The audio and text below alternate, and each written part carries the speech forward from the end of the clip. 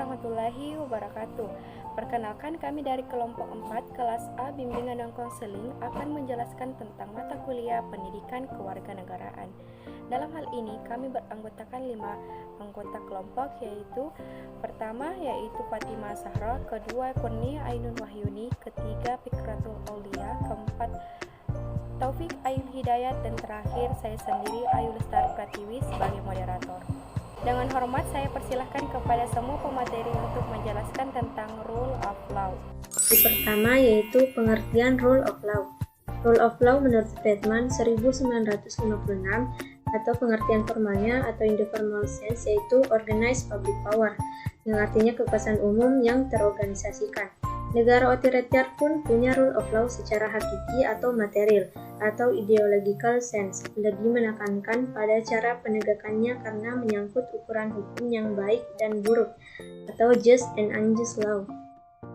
Materi selanjutnya, latar belakang kelahiran rule of law. Diawali oleh adanya gagasan untuk melakukan pembatasan kekuasaan pemerintahan negara. Sarana yang dipilih untuk maksud tersebut yaitu demokrasi konstitusional. Perumusan yuridis dari demokrasi konstitusional adalah konsepsi negara hukum. Untuk materi selanjutnya saya alihkan ke pemateri selanjutnya. Selanjutnya saya akan menjelaskan mengenai prinsip rule of law secara formal. Berdasarkan pembukaan Undang-Undang Dasar 1945, bahwa kemerdekaan adalah hak segala bangsa karena tidak sesuai dengan trik kemanusiaan dan trik keadilan. Kemerdekaan Indonesia yang merdeka, bersatu, berdaulat, adil dan makmur untuk memajukan kesejahteraan umum dan keadilan sosial disusunlah kemerdekaan kebangsaan Indonesia itu dalam satu Undang-Undang Dasar Negara Indonesia. Kemanusiaan yang adil dan beradab serta dengan mewujudkan suatu keadilan sosial bagi seluruh rakyat Indonesia. 2. Pasal-pasal Undang-Undang Dasar 1945. Yang pertama, pasal 1 ayat 3 berbunyi, negara Indonesia adalah negara hukum. Pasal 24 ayat 1, kekuasaan kehakiman merupakan kekuasaan yang merdeka untuk menyelenggarakan peradilan guna menegakkan hukum dan keadilan. Pasal 27 ayat 1, segala warga negara bersamaan kedudukannya dalam hukum dan pemerintahan dan wajib menjunjung hukum dan pemerintahan itu dengan tidak ada kecualinya. Pasal 28D ayat 1, hak asasi manusia. Pasal 28D ayat 2, setiap orang berhak untuk bekerja serta mendapat imbalan dan perlakuan yang adil dan layak dalam hubungan kerja. Pasal Undang-Undang Dasar 1945 memuat prinsip rule of law secara formal, sehingga setiap penyelenggara negara atau pemerintah, baik di pusat maupun di daerah, wajib mentaatinya, bahkan menggunakan sebagian dasar hukum pengambilan kebijakan berkaitan dengan jaminan atas rasa keadilan, khususnya keadilan sosial. Baiklah, saya akan membacakan materi berikutnya, yaitu unsur-unsur rule of law menurut Avi Dicey, yaitu supremasi aturan-aturan hukum, kedudukan yang sama di dalam menghadapi hukum, terjaminnya hak-hak asasi manusia oleh undang-undang, serta keputusan-keputusan pengadilan. Selanjutnya yaitu syarat-syarat dasar untuk terselenggaranya pemerintahan yang demokrasi menurut rule of law. Yang pertama, adanya perlindungan konstitusional. Yang kedua, badan kehakiman yang bebas dan tidak memihak. Yang ketiga, pemilihan umum yang bebas. Yang keempat, kebebasan untuk menyatakan pendapat.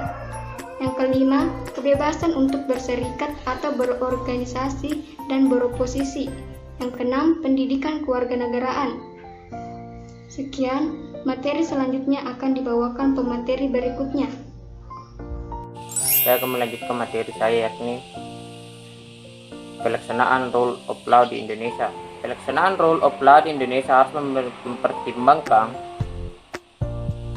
bahwa keberhasilan the enforcement of the rule of law tergantung pada sejarah dan corak masih hukum yang bersangkutan pada kepribadian nasional masing-masing bangsa.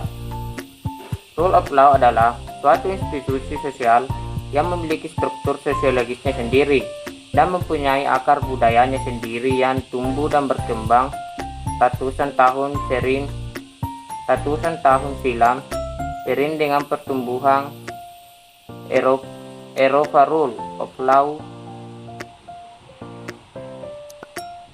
adalah suatu legalisme, suatu aliran pemikiran hukum di dalamnya terkandung wawasan sosial, hubungan antara manusia, masyarakat dan negara yang kemudian tumbuh menjadi legalisme liberal. Adapun negara yang merupakan negara hukum memiliki ciri-ciri: 1.